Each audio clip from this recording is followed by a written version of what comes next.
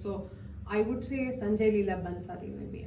So your own name or a pseudonym, what do you prefer? Pseudonym for sure. Pseudonym for sure. Hello everyone, welcome to the second episode of Talent Sedin. Today we have Supraajha joining us. She is our product marketing specialist for the EAM 360 business unit of Sedin. She's one interesting person who has been into different forms of arts right from the age of 6. She's a dancer, singer and a writer too. She predominantly writes in the genres such as fantasy fiction, historical, sci-fi and more. She's also contributed to many literary magazines across the globe. Let's welcome Supraajha to our show today. Hi Supraajha. Hi Kartika, thank you for having me today. So you have lots of different talents. Let's get started with writing first. Right? So Supraajha, fiction writing requires lots and lots of creativity. Could you walk us through the creative process when you're developing a new piece of writing? Thanks. So that's quite an interesting question actually, because even in the question we say creative and process, right? So this is an amalgamation of two words which in my opinion are quite different. Because when we think of the word creativity, we're thinking of something that is very spontaneous, something that just flares up out of nowhere. And then we think about the word process. So when you say process, suddenly it is very tangible, it is very real. So that starts assuming a start point, that starts assuming like an end goal, and that starts assuming like a pathway as well. So how do you bring together both like a very abstract notion of creativity as well as something that is very path oriented and goal oriented? I would say the bridge would be discipline.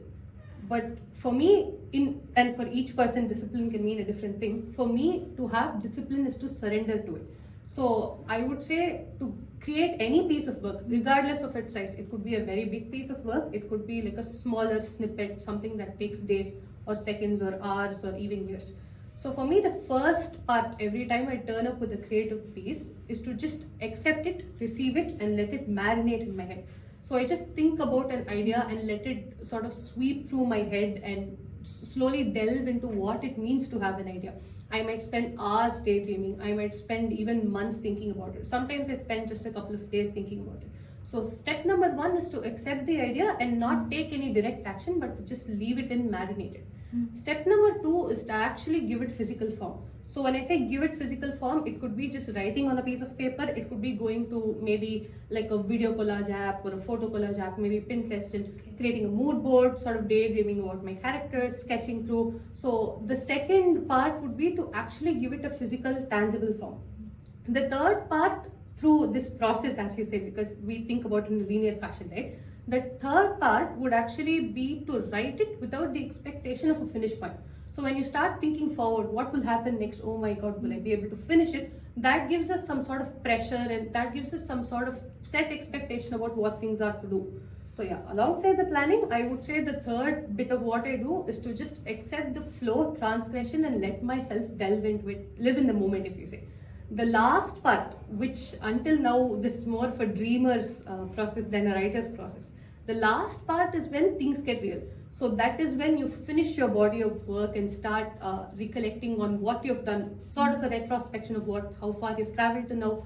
You might go through editing, you might go through an alpha or beta reading process with friends. But personally, I believe writing is like painting for me. So once you finish the strokes, you don't really go and redo anything. So I just go about looking at what I've created, maybe fixing minor things which I feel might do with an edit. But in general, I tend to leave a piece of work or a body of work alone after I do that. So after this work is completed, then comes the feedback from different kinds of people.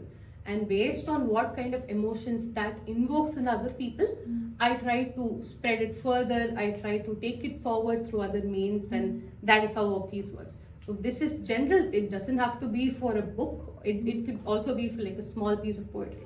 So yeah, a creative process is something that might take anywhere from a couple of seconds to many years. And every time it turns up, I'd say I'm quite glad to have it around. So yeah. Such a lovely explanation, Supraajha. Thank you. So Supraajha, you told discipline means to surrender. That was a very intriguing take. So could you share one incident where you surrendered to a particular idea or inspiration and things started working out for you from there? Oh, yeah. I think in my case, inspiration tends to strike at the oddest moments, and I think everybody would agree, every single person who's been inspired, they least expect it. So it comes as, I think it is very serendipitous, right? So I want to talk about this one small incident maybe. It's kind of weird how I got inspired and how that led me to writing a piece. So I was in school, I think I was probably in my last year of schooling, and we had physics class going on. So typical me, I was kind of bored and I was letting my mind wander and I was just looking around. So I had a friend who wore like very pretty rings on her finger, and I was just looking at the rings and the multitude of rings on her finger and how they're very pretty. So from there I started thinking about gemstones in general because she wore gemstones in a ring. So I started thinking of gemstones and I started recounting different gemstones. You have rubies, you have sapphires. Then I thought about the word moonstone. And immediately my mind split the moonstone into what about half a moonstone to two different people each.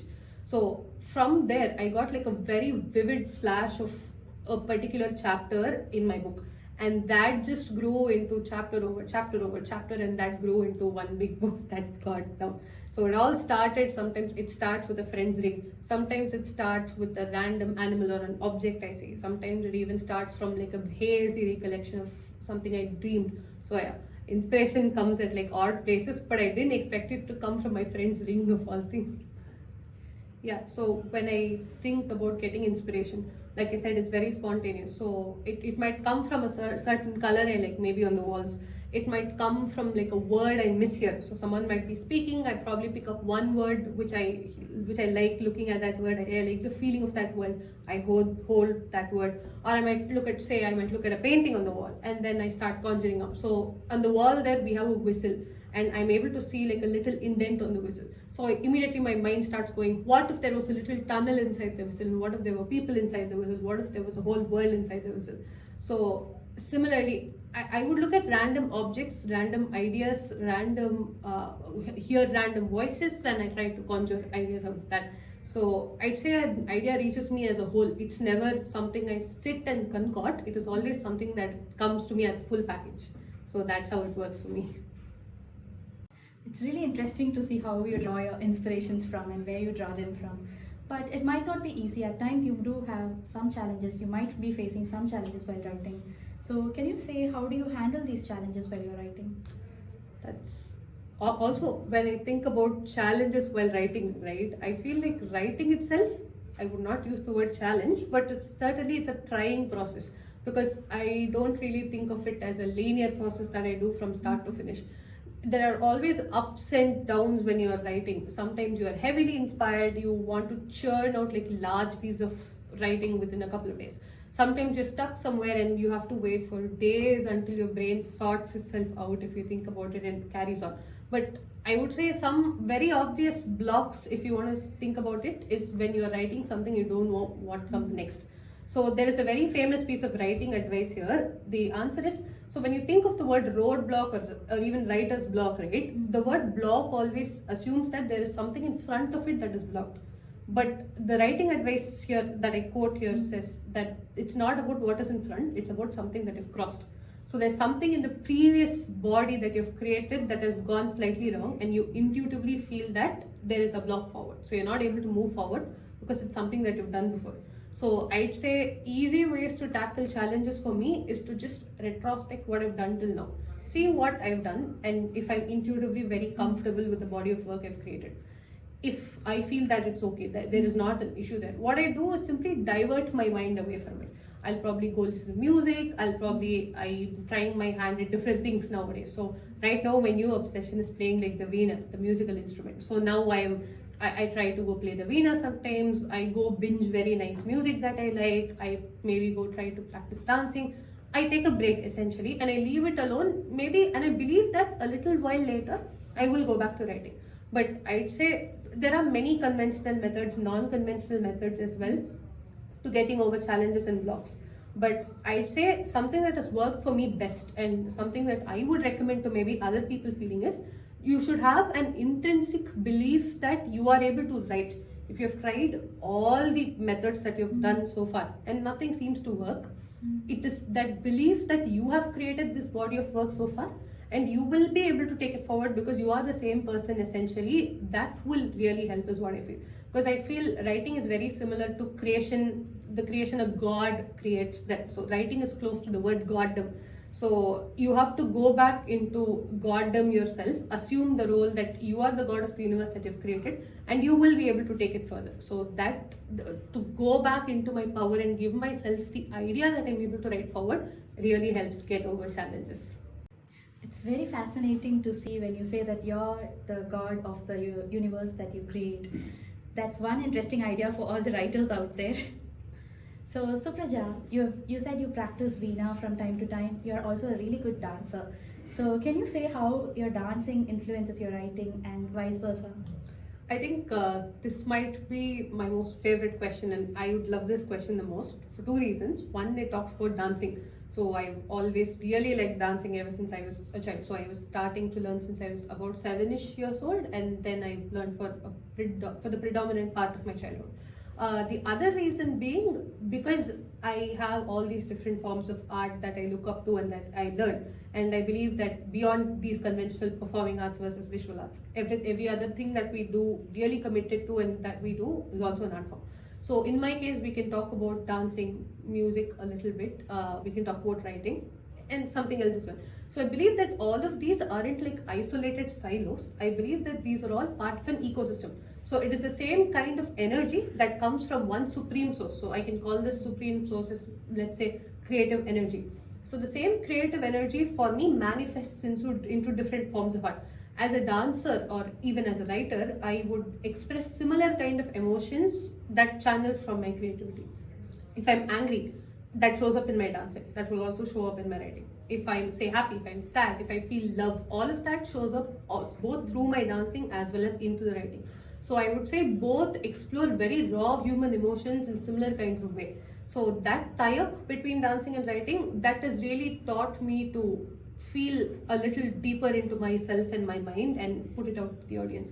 On a more really tangible way, how I feel dance influence writing is, so when you dance, you are taught up to physically take space, to control the space around you through your body. And you don't just control the space around you, you also control the minds of the audience around you. So you're taught to give yourself authority to be able to do that sort of thing, to be able to manipulate other people's minds into whatever world you create for them.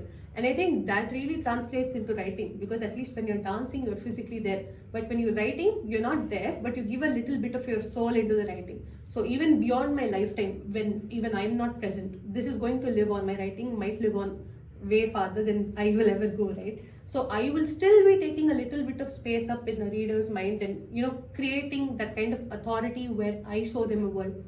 So when I dance, I get that kind of authority and I get that kind of learning of how to take up space, and then I end up channeling that space into my writing. So that I would say is the connection between the two for me. That's really nice to see how you draw inspiration from different art forms and how you relate them together. So Supraja, let's end things in a light way. Okay. Shall we play a rapid fire round? Okay, let's go. Okay. So tell me, what do you prefer, pen or keyboard? Keyboard. So are you a plotter or a pantser? Pantser for sure. Nice. So coffee or tea for inspiration? Inspiration. Come on, it's a rapid fire. Coffee. Sure? Sure. Okay then. So silent or background music? Background music. Nice. So are you an early bird or a night owl? Bit of both. Sometimes. Bit of both. Nice. So your own name or a pseudonym, what do you prefer? Pseudonym for sure. Okay, I really wanted to end the interview here, the rapid fire round here, but okay, why do you prefer pseudonym? It gives you anonymity, and that's very comfortable, right? You don't have to, nobody needs to look at your work because of who you are. They just appreciate you for your work, and that gives you a lot of confidence and comfort. So yeah, pseudonyms for the win. So Supraja, if one of your books were to be made as a movie, whom would you want it to be directed by? So I have a very Indian aesthetic when it comes to writing. I always think about Indian worlds, Indian names, Indian folklore. So I would say Sanjay Leela Bansali maybe. I really like the aesthetic, so. That's lovely. I'll be talking to you for hours and hours together if you let me. Likewise. But how do we end this? I don't think we do. Let's just not.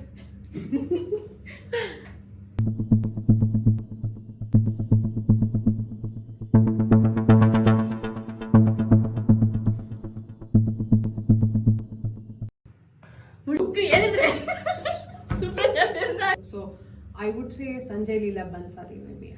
So your own name or a pseudonym? What do you prefer? Pseudonym for sure. Pseudonym for sure. Good, I got into the answer. Okay. Moonstone. But that's okay. Let's not talk about it.